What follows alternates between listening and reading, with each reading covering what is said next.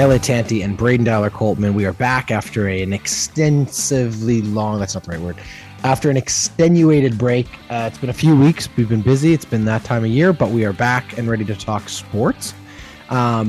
Before we do, really quickly, I wanted to know if either of you caught this. Before we started recording, we were sharing anecdotes a little bit about technical difficulties in some of the shows Braden's been doing. But I saw a technical difficulty on a broadcast this weekend that I had never seen before. I'm curious if you've seen this. You know, like the red zone for the NFL, where they have like the one channel dedicated where they pop you between different games, so you're catching all of the big plays, right? You know what I'm talking about? Yeah. So the red zone is on, and that's broadcast from an ESPN studio in Los Angeles. That's where their studio crew is live. And they cut back from whatever game. I think they must have been at maybe it was the Bills game or some game they were covering.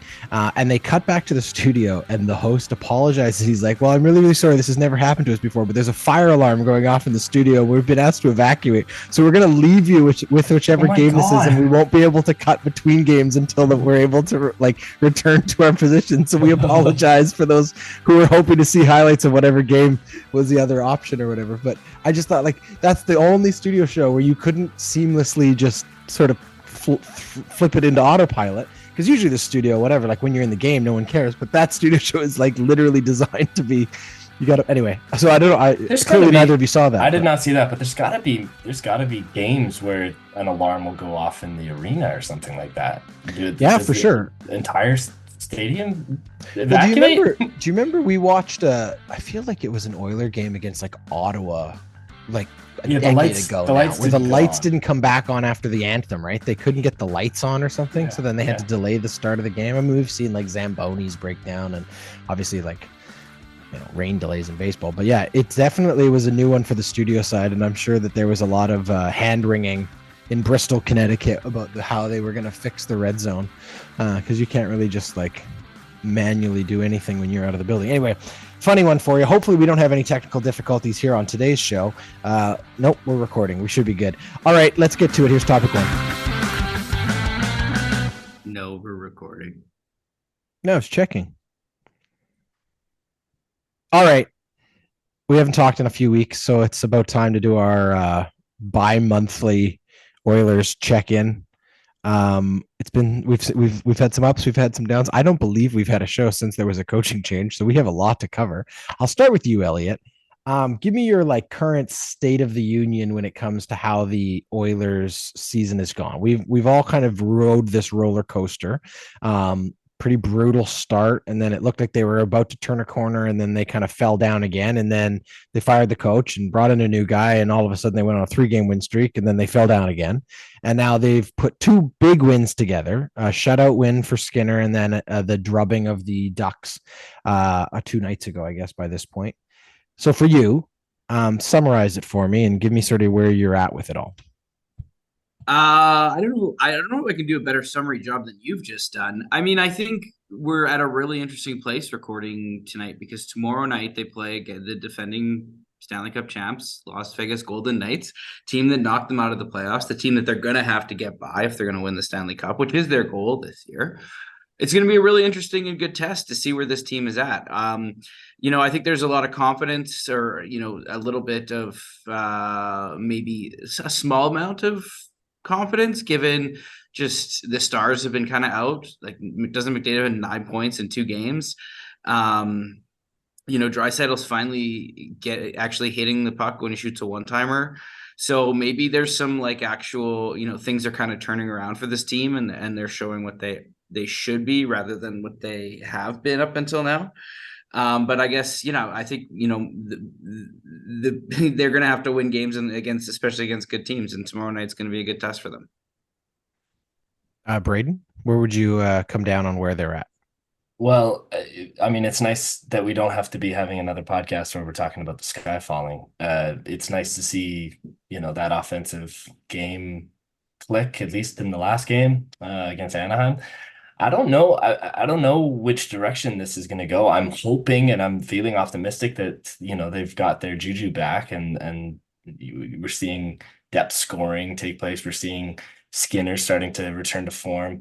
I'm still incredibly sour. I know that the axe had to fall in one direction. I'm just sour that it had to happen on Jay Woodcroft. I don't see this new, shift in gameplay just because we've got a new coach, Noblecock, or whatever his name is. I don't I actually know don't what believe his it's name is. Knobblecock. I hope it is, and I intend to continue Chris to call him Knobloch. that. In fact, um, I don't see that being Knobblecock. the needle that's shifting is what's happening behind the bench. It's gonna continue to be if these stars can continue to perform and play to the caliber that we all expect them to. So let me give Um, you a hypothetical, Jordan. so, go ahead. No, go ahead. If the Oilers lose tomorrow night 3-2 and play relatively well but still lose, what does that say to you? Fire Pen Holland. Oh, I think that, it's funny.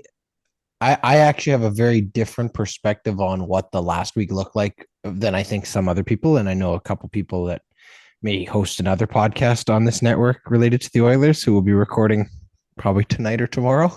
Um, but here's what I would say. Like, a lot of people were really frustrated and disappointed with obviously how the wheels came off in Carolina. But I actually look at the second half of that game as the true test of what that team was. That was the first time all season that the Oilers didn't literally just crumble after a dreadful start. They fought back, and I strongly believed going into the third that they were going to be the team to come out on top because they played better. They played their hockey. And then what was great about it was when they took that into the next game and had such a dominant performance. It demonstrated, I think, that they, as Braden said, like, they are figuring things out and going back to what has made them successful. So I think that the coaching is a piece of that. I actually think it probably is good to sometimes have something change. I don't necessarily think that was the only option, but I'm not in the GM's chair. I don't know what the other options were in the league. It's really probably hard to make a big impactful trade 4 weeks into a season because everybody else is still kind of figuring it out. And certainly no one wants to throw a team that was supposed to be that good a bone when they're struggling. Like, you want to let them drown a little bit. So I think he probably was having a hard time finding a dance partner to make any kind of substantial trade. So the next option is that coaching move. I agree, Braden. It's like, it's not ideal because Jay Woodcroft, I think, is a good coach, will be a good coach again in the NHL. And I don't think this is going to be like a Todd Nelson situation where like he doesn't get another shot, because I think he's proven with the record he had here and his previous experience. But I also think that and it's ironic because I feel like they made a lateral move in some ways in terms of like personality. You would have thought they would have gone from Jay Woodcroft, who was clearly a very like players first coach, to maybe more of like a I don't know, like sort of a traditionalist or like and I'm not saying this person, but like when you see those kind of changes happen, you go from someone like Jay Woodcroft to like a Daryl Sutter, or like you go from that to like more of a traditional guy. I mean, frankly, the other way around, that's what Tippett was versus Jay Woodcroft. So that's, you could see the big difference here. I feel like these guys are actually very similar. They're calm, they're collected, they're very articulate. They seem to be very clear about what they're talking about. I have yet to see like Knobloch get upset or really angry. Now, maybe there just hasn't been that situation, but he doesn't seem to be that kind. He's not throwing chairs at the intermission. So I think Jay, that if there's no way Jay would. No, that's what I'm saying. So it doesn't feel like there was a huge shift there. It's just a different voice. But to go back to your question, Elliot, if the Oilers were to lose tomorrow 3-2, for me, if they're in that hockey game and they're losing that way, at least it shows me that they're still fighting the dog, where there didn't seem to be a couple weeks ago, where they literally just looked like they were imploding on themselves and every single mistake was getting amplified and exacerbated and whatnot. Whereas now you're starting to see, I think they're holding each other accountable better. Whether, again, that's a coaching change that did that, or they're just starting to like figure it out. But the confidence seems to have come back to a team that I think really, really thrives on confident energy. No doubt. This is a team that's weak between the ears when they get discouraged and frustrated, and you can see that on all of them, right? But when they start to figure it out, it comes in waves. So that's what's really positive. I think that's what's helpful about the depth scoring too, is that those guys that you expect to be scoring all of those goals who aren't, they get excited by, the depth actually becoming something that's important, an important piece, instead of feeling like they just have to carry everything and the pressure just surmounts. So Elliot, I'll ask you the same question then. How do you feel if they lose tomorrow 3-2? I mean, I think badly. Like, I know it's only 20 games in. Like, it would literally be the 21st game of the season. But is it possible this early on to say that there's some must-win games? I mean, maybe I think that's a divisional game against someone that you're going to either have to get ahead of in the standings to win the division. And like I said earlier, I think you just have to win those games. If you're at home, they're 5-5 in their last 10. Like, I understand they turned it around. If you call 5-5 record in their last 10 turning it around, it's only even constitute being able to maybe even use those words because the first 10 were so horrific. So I think that they need to win. And I think if they lose 3-2, sure, they put out a good effort. Maybe it's a last minute goal. What if it's 3-2 in overtime and they get half a point? Then I'm fine with it. Then I'd be Overtime's different. But while the Oilers are 5-5 in the last 10, so too are the Vegas Golden Knights. Yeah, and I was going to say, like, the nice thing for the Oilers, at least right now, is that a lot of the teams who came out to a streaking, streaked ahead in the standings and got a whole bunch of points added up. They have struggled. We saw Saturday night, I believe, all three of the teams that we're chasing in our division lost, which is at least a nice place to be. The stat that stands out for me, which I think is really interesting, because it's just a good reminder of like how to gauge where we're at with all of this. Through 20 games, the Oilers have 66 goals for.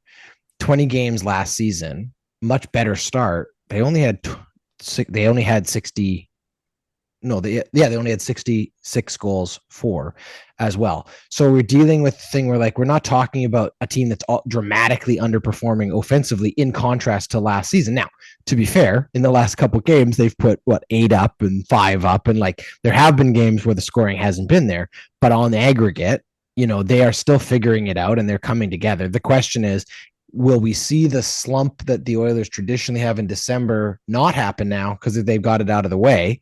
That would be positive. That would be good. But I do think there are still some like fundamental struggles this team is going to have to deal with. And again, the question is, does the remedy come from internal? Can they figure it out in the room, or will they still have to be looking for some kind of personnel changes as we get deeper into the season? I certainly I'm not yet confident in our goaltending to the degree that I was, let's say, last year. Skinner has had a very good couple games, but he's still letting in goals he should. Like, that second goal against the Ducks was a goal you can't let in if you're on top of your game. The nice thing is, at least unlike earlier in the year, he's rebounded from those mistakes when they've happened early and been able to sort of hold the team down. It's a bit like the old Grant Fuhr quote. It's like, if I know that as long as even if I've let in 5, as long as I don't let in the 6, my team will outscore them. It's like, that's not a great place to be, but you are capable of that with the Edmonton Oilers. And when they're putting 8 up, it's easy to forget that second goal. Okay, so then going to that point, Braden, is where would you make a change or make an adjustment? What's still not working for you? Well, you're bang on with the goaltending. It's been the weakest point, and that's just to say the $5.5 million guy who's barely squeaking by in the AHL. Nobody's going to take him. I don't know how you're going to move away from that. And so to try to supplement with Pickard or there's huge holes in the system when it comes to goaltending. And so to stopgap that with Skinner and Campbell, I don't know how you make that happen. What did you make of the story about Manny Legacy? Did you hear about this? Like it. I like the idea of him going, out to make a difference, to try to find new perspective, to try to find something. But why was it such a struggle for Campbell to convince the organization to let him have that guy come help him? Clearly, Dustin Schwartz is like a wet noodle and not capable of actually developing goaltending because he hasn't done it in the last 10 years. It's funny you say that, because if you're going to ask about change, like, this to me continues to be an outstanding issue. You get talking to people on talk radio here in Edmonton, and this idea keeps getting shut down. But I have serious, like, I'm starting to think that this is actually a more fundamental problem with the actual goaltending, like, coaching. When you say it gets shut down, what do you mean? Who's shutting it down? Like Jason Gregor shutting it down for what? Knows themselves, or Low Tide, or whoever else. For what? What are they saying? They're saying defending him? Goalie coach in the league. Under what metric? Under, he's been there forever. That's not a good enough metric. Oh, I agree, Jordan. I think all three of us agree. Find me one goaltender who's come up through our system who's been able to actually find success in this organization that didn't find better success when they left. Skinner's the only one, but that's a 1-year sample size, and the beginning of this season, he's completely, laid egg. I'm not here to defend Justin. I know you're not. That's why I'm But this is also the fear of bringing a guy in at this point, right? I do not want to see this organization in a Ben Scriven situation again. In what way? In bringing a guy like somebody who's having a flash season right now in just to make a change, and then. But you're telling me that you're locked in for another. You're telling me that isn't connected to what we've just talked about. Like, I do. Let's use the examples. You've got Ben Scrivens, but I'll go even a step further. More recently, you've got Cam Talbot, fantastic beginning to his career with the Rangers. Comes in, has a half decent first season. 1 season with Dustin Schwartz there, and we've destroyed the guy. He leaves the team. He's better. You've got Devin Dubnyk, who played with us all the way through our system, was able to at least make it to the NHL. But the minute he leaves us, he's an all-star in Minnesota. And a Vezina finalist. Huh?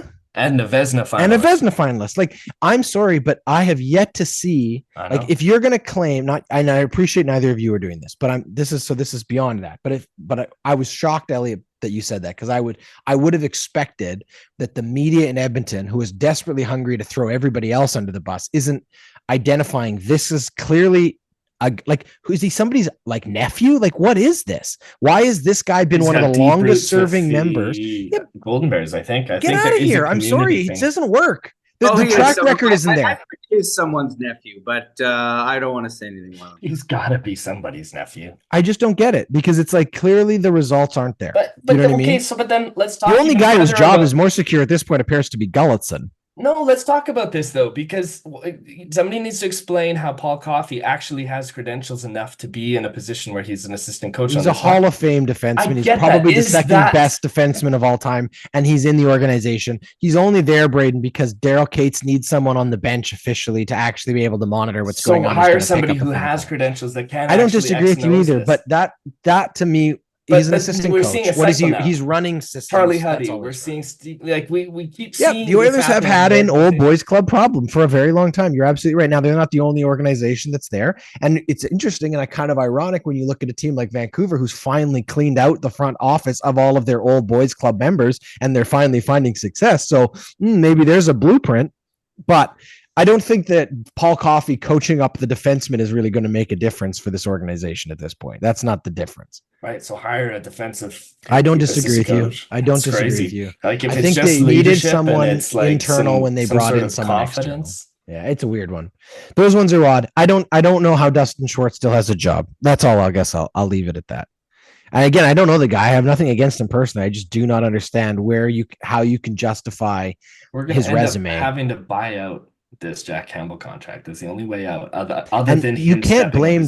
Maybe you can't blame Dustin Schwartz completely for Jack Campbell, because the contract was the general manager's decision to sign, and there's some question marks there. But at the same time, if this guy is such a guru, then why has he never been able to figure this out for Jack Campbell? Like, he should be turning goaltenders into like. But the contract thing, that's the only way you sign goalies in this league. That's the only way you get those. But then going back to my question, why is there even the inkling of an argument at this point? If Jack Campbell wants to pay Manny Legacy to come personally tutor him, he's paying him out of pocket.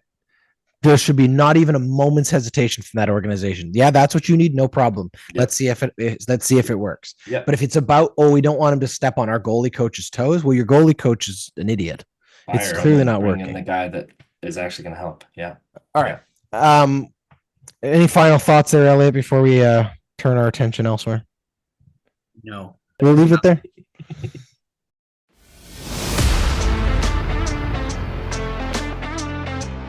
Hey, podcast listeners. My name is Larisse Campbell, and along with my co-host, former Olympic bobsledder, Alicia Olson, I am so excited to introduce you to the Mother Pucker podcast. And if you love the Oilers like we do, you are going to love our show.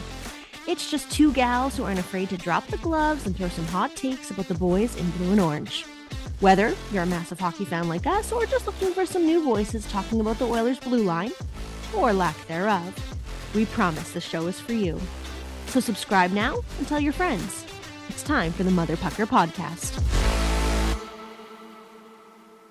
Okay, we're going to talk. I can't believe we're doing this in November, but we're going to talk because it came up. We're going to talk about the NHL All-Star Game. It was announced today that the NHL will go back to the captain draft, the player draft model for the All-Star Game in Toronto this year. This is obviously something that they previously did for a couple of years. If we all remember the very first year, Phil Kessel sat there alone and then I think was given like a Honda Civic as a consolation prize. It was a pretty lame thing for a guy who was a bit embarrassed to be the last person picked in the old schoolyard format. But the NHL will be bringing back a player draft. So there'll be 4 captains. I think those will be the ones fans get to vote on because the NHL also, after the what was this John Scott situation, doesn't want to let fans participate the way they used to. So we'll have 4 captains, and then I believe they're also going to assign each of those captains a celebrity captain to join them, because that's always fun. So you can all start making your Toronto related celebrity bingo cards as to who will be assigned to each captain to help pick a team of players that will then play in the 3-on-3 tournament traditional format. I say traditional because it's been 3 years, so that must make it a tradition. But they are also going to integrate a 3-on-3 women's game as part of the weekend, so that's kind of fun. Cool. A way to help showcase the new women's professional league. And there's also apparently going to be some type of tribute to the 1967 Toronto Maple Leafs, the last time they won the Stanley Cup. Yeah. Oh, and also apparently they're going to announce for the first time the NHL's Alumni Man of the Year award. Lots of news coming out of Toronto for this All-Star game. Yeah, as I said, they previously had done this, I believe, 3 times, and then they went to the division setup that they've currently been working in. So I'll start with this. What were your thoughts, or what are your thoughts, Elliot, on the format? Do you like it? Do you not like it? How do you come down on All-Star games? Well, I mean, I don't ever watch them, and I think we made a point of saying that every year since they've been on.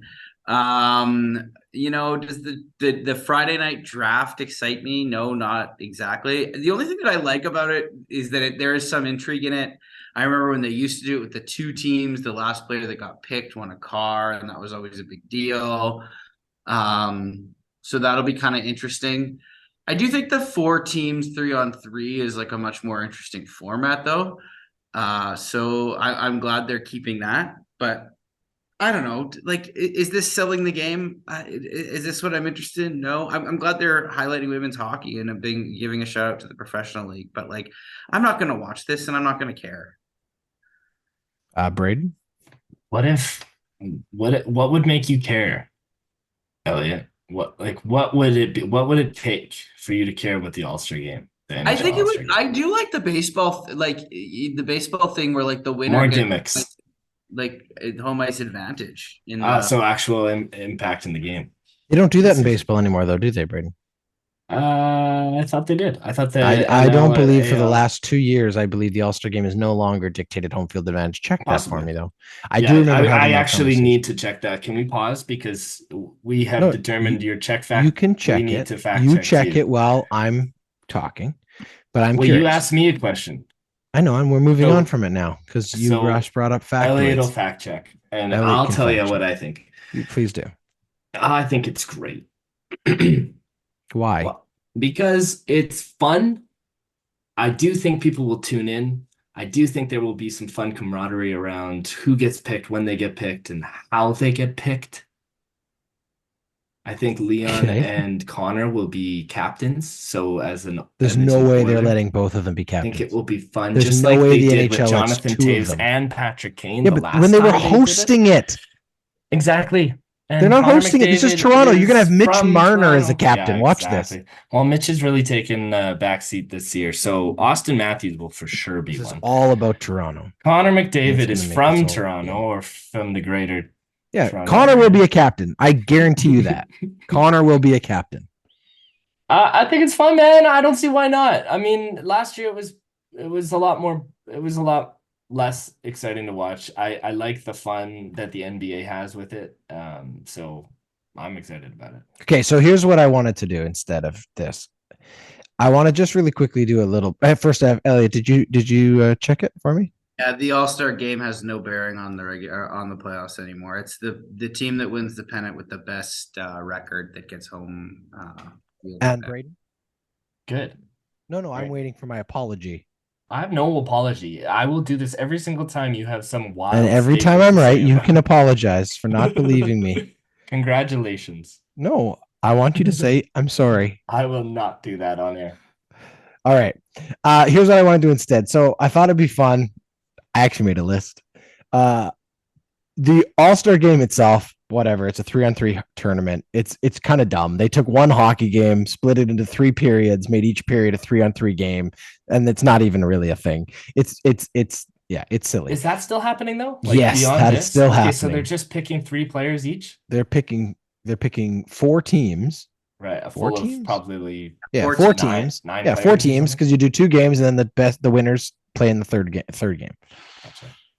Here's what I think is interesting. In the last couple of years, I will give the NHL credit for one thing, which is that at the last 2 games in Vegas and then last year in Florida, they have tried to at least make the skills competition into a bit more of a TV show. And I mean that because the skills competition to begin with isn't like it is already kind of a farce. It's like we're going to try to simulate some of the skills that these players use in a game in like carnival game style structures, right? Hit the 4 targets. Who's the fastest skater? Who can pass into a tiny little net on the other side? And so the last 2 years, if you The recall, hardest shot though, don't forget, is the home fine, run the derby. hardest shot, but that's no different than the guy with the hammer at the carnival hitting the thing. It's carnival games. But what's been fun is in Vegas, they took some of the events out into the strip. They had like the accuracy shooting in the Bellagio fountains. Right. And then last year, if you recall, at the on the beach there at South Beach, they had dunk they were in contest. Florida. They did some anyway. So I'm sure that we will see that again. I'm not quite sure what they'll be because we're in Toronto. They might take it out to like Nathan Phillips Square or something Maybe and do the something top on the of outdoor CN rink. Tower. Exactly. But what I wanted to do really quickly with the 3 of us was a brainstorm of what other tertiary hockey related ideas you could pitch for what you could add to the All-Star game. Things that are kind of out there in good TV. Go for it, Braden. You're first. Hardest hit. What would you measure it on? Like a crash test dummy? You would put one player out there standing still. Oh, Jesus.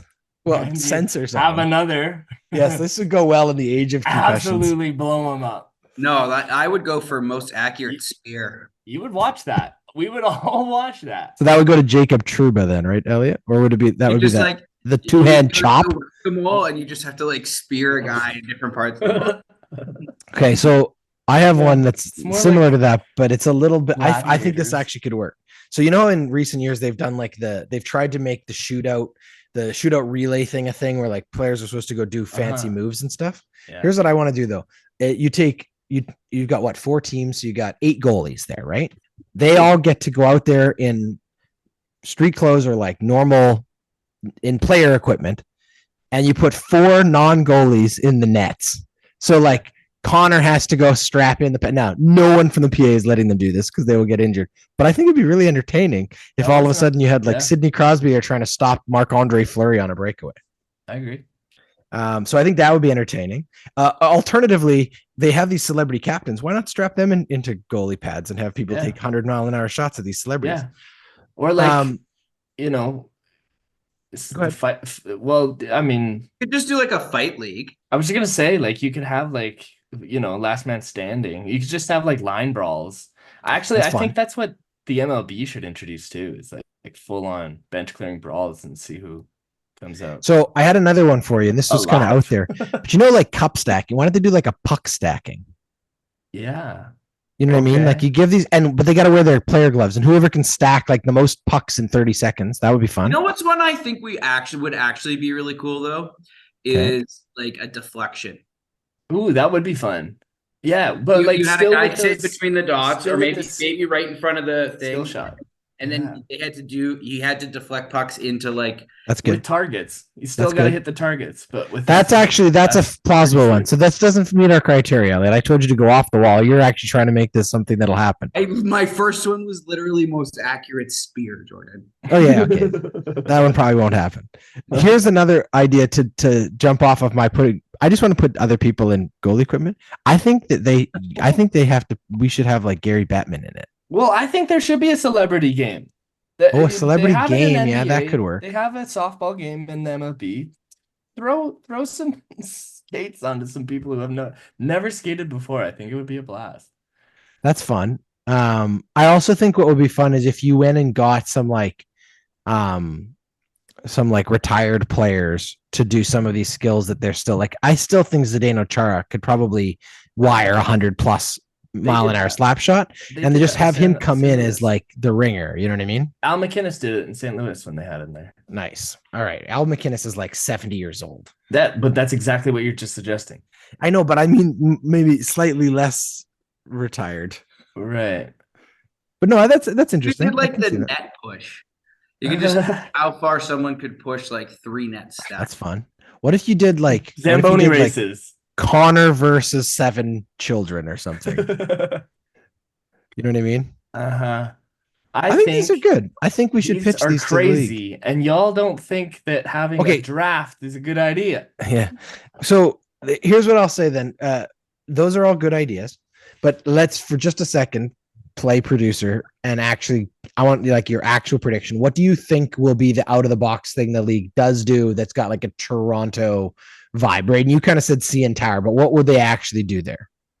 Oh God, yeah, like shoot it off into the that will kill someone. They could shoot a puck off the CN Tower, but it'd be hardest shot off. I think they go outdoors. I think they go to like Nathan Phillips Square and they do something outdoor pond style because they can do it in Canada. That's like a very. When is it usually March? You have to convince the condo board to allow Airbnbs in your condominium. Nice. That's a good one. But I could see them doing. Who do you think should do that skill for each team? They could do something at the baseball field. The baseball field's being renovated. They can't be there. When is it? January? This January? Yeah. Yeah, maybe. What are they gonna do? I don't know. Anyway, something to ponder on, something to think about, and for now, let's leave it there. That's topic 2. Hey, football fans. The Ordinary Podcasting Network is very excited to welcome back for its 2nd season, Running Down the Clock, presented by Puya Ricey and Tyler Walzak. These 2 football fans will sit down with you every Thursday of the NFL schedule to talk football. You can subscribe to Running Down the Clock anywhere you get your podcast. Okay, I really can't believe we're talking about this. Baseball. Obviously, the biggest name right now in baseball is Shohei Ohtani, the 2-way superstar out of what is it? LA, Anaheim. Is it Anaheim? What do they call them? The LA Dodger, the LA Angels, the Anaheim, the California Angels. What are they now? The Los Angeles Angels. Well, they have changed several times. Am I wrong? They still play in Anaheim. Yeah. Yeah, and at one point they were the California Angels, right? You got like in the movie with Angels in the Outfield. Yep, Christopher Lloyd. Joseph Gordon-Levitt. Levitt. Mm-hmm. Young whippersnapper. I wonder whatever happened to him when he grew up. I'm joking. I know he had a great career. He was in Inception and still is having a great career. No, it's over. His career's over. There was a strike. Google that one. Check that one out. He's done. It's over. He's never going to play hockey again. Nobody's going to listen to this podcast ever again. I'm not sure anyone does, frankly.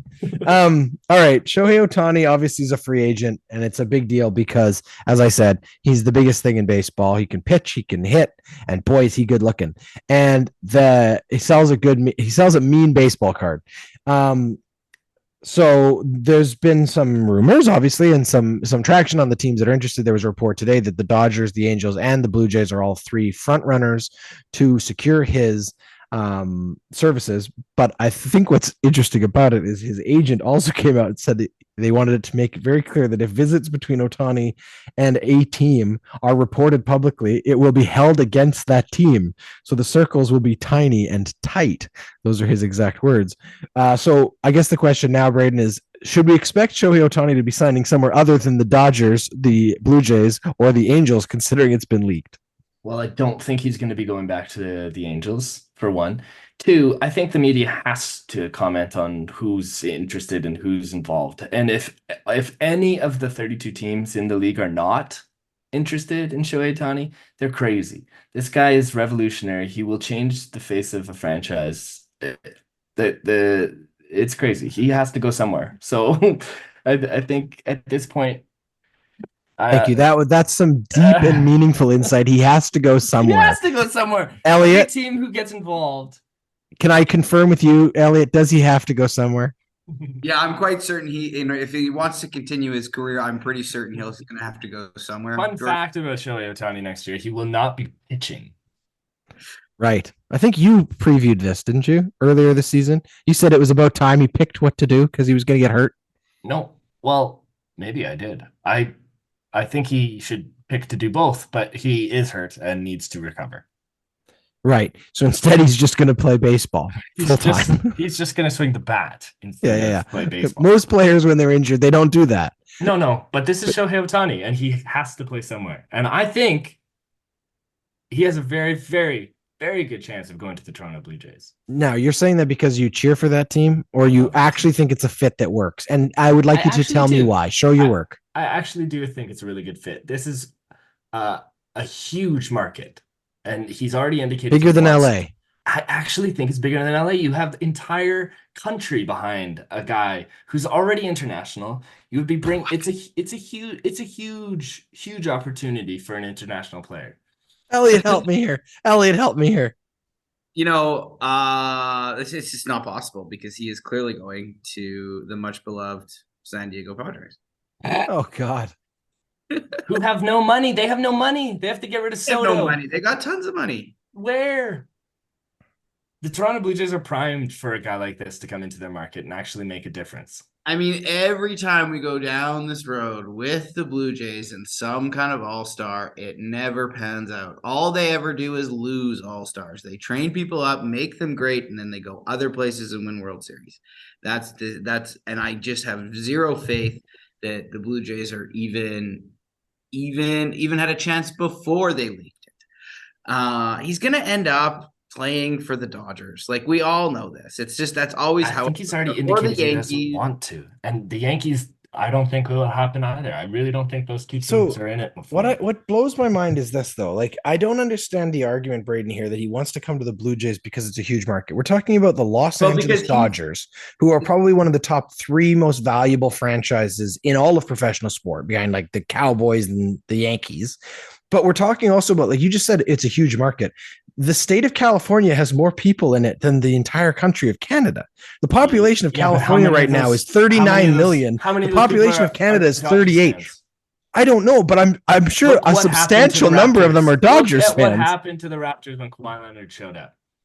Sure, but that had nothing to do. That has nothing to do with the market. That had to do with the fact that they made a great trade. They made a great trade. I'm not saying the Blue Jays shouldn't want him, and I'm not saying it wouldn't be an amazing thing for the Blue Jays. I'm flipping it around the other way. You have to tell me what the pitch to Shohei Ohtani is, other than Canada will really like you. I don't think he gives a shit. This is a contending team. You have a young team that is ready to win right now. It's a more contending team than the LA Dodgers, who have been to the World Series, 3 of the last 4 years? You can't argue that. You can't. No, I mean, I don't hate. I think you're underestimating. Like, yeah, okay, California is, has more people than the entire country of Canada, but I think he will captivate a nation in a way that you just can't. That has value for him in a way that you just can't replicate in any other MLB city. That being just because it's nationwide, it'll be a crazy thing. The Prime Minister will be talking about it, for gosh sakes. That being said. It never I don't think that's in the pitch. It never happens to Toronto. The Blue Jays always get screwed in this. And I don't know, I don't even want to get my hopes up that this could happen because it always falls apart for one reason or another. I think he's got his eyes on a lot of the players that the Blue Jays have right now. Like, I think Vladdy is a huge sell for him. I think Bichette is a really big sell for him. I mean, look, I want it to happen. I'm not trying to say that I don't think it would be great. Show your work. Well, I think I mean, as a Canadian sports fan, I think it would be awesome. I agree with you for all of the reasons you've given. I just don't know how many of those are actually like the kind of incentives that are going to convince a player of his caliber. He wants one thing. He wants to go to a competitive contending team and be able to win a World Series. That's what he wants. Now, if you can convince me the Blue Jays have that, that's fine. All I have as a casual baseball fan who's seen it from the outside is that a team that has yet to win a playoff series since their last core left, like almost now 10 years ago, at least 6 or 7 years ago. Yes, they have a lot of promising young players. Yes, they have a lot of potential. And yes, they've had pretty decent regular seasons. But again, a team that only made the wild card, last year? Was it the year before? The same thing? Like a team that hasn't turned the corner yet. And yes, could Shohei Ohtani be the difference maker? Maybe. But I don't think he wants No, that's not a maybe. That's it indefinitely. Maybe. I mean, he's only going to be swinging the bat right now. And he's that not pitching. The missing piece that the Toronto Blue Jays continue to try to find. So I go back to what I said before. Do I think it would be great if he did it? Yes. I'm still not sure I see the math working for him. And I would be curious to be what the key factors are for him. If the Dodgers are actually a conversation, I think that makes a lot more sense from a baseball perspective. But again, I don't know. That's a good question.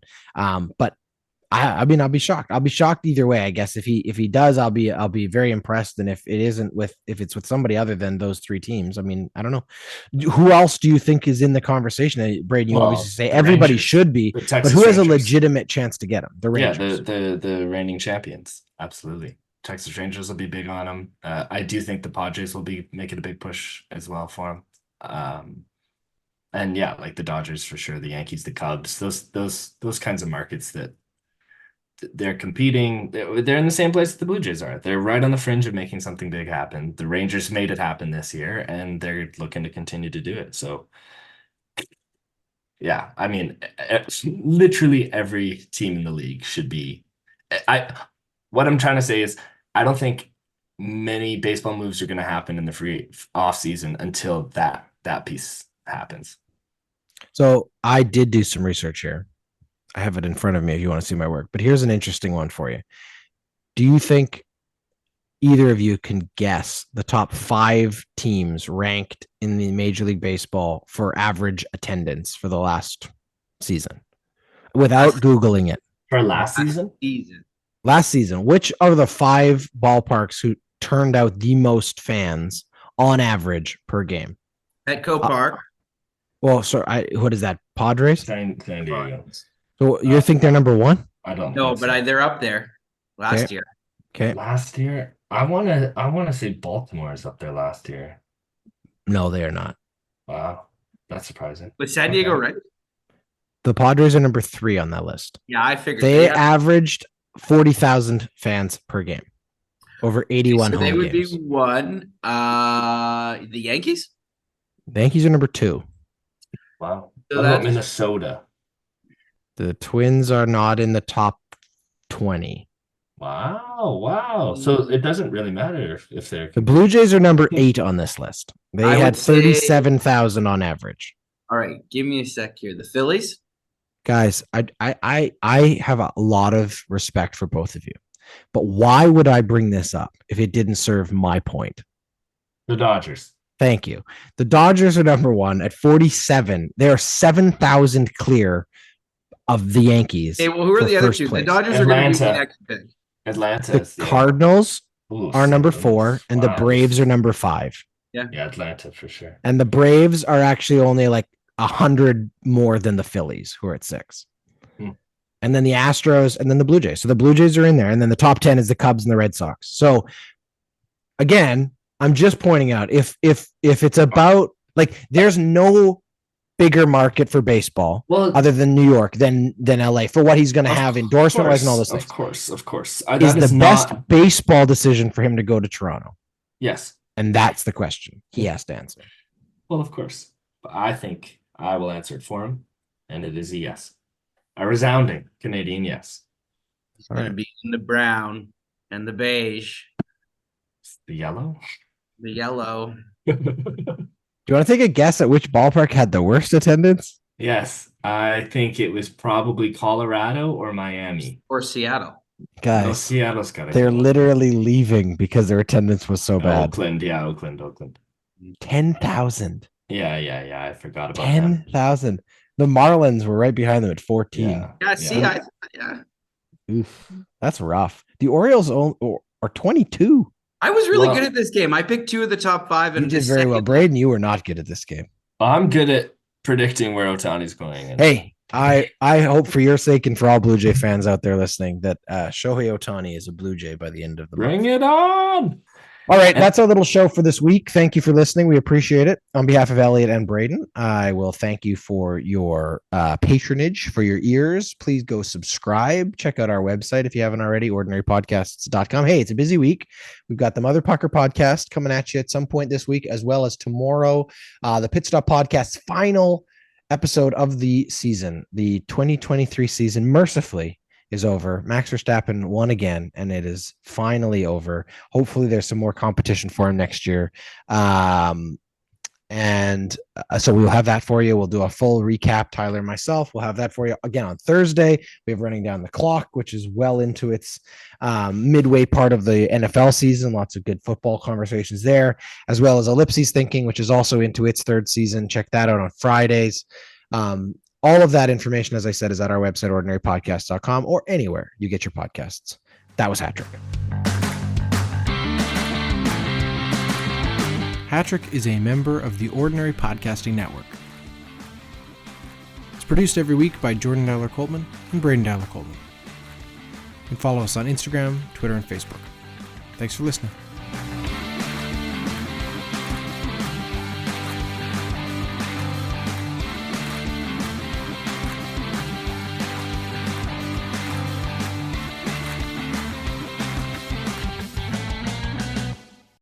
The Ordinary Podcasting Network wishes to acknowledge that the lands on which our conversations take place include Treaty 6 territory, the traditional meeting ground and home for many Indigenous peoples, including the Cree, Dene, Saulteaux, Blackfoot, Métis, and the Nakota Sioux peoples, as well as the unceded territories of the Coast Salish peoples, including the territories of the Musqueam, Squamish, and Tsleil-Waututh nations.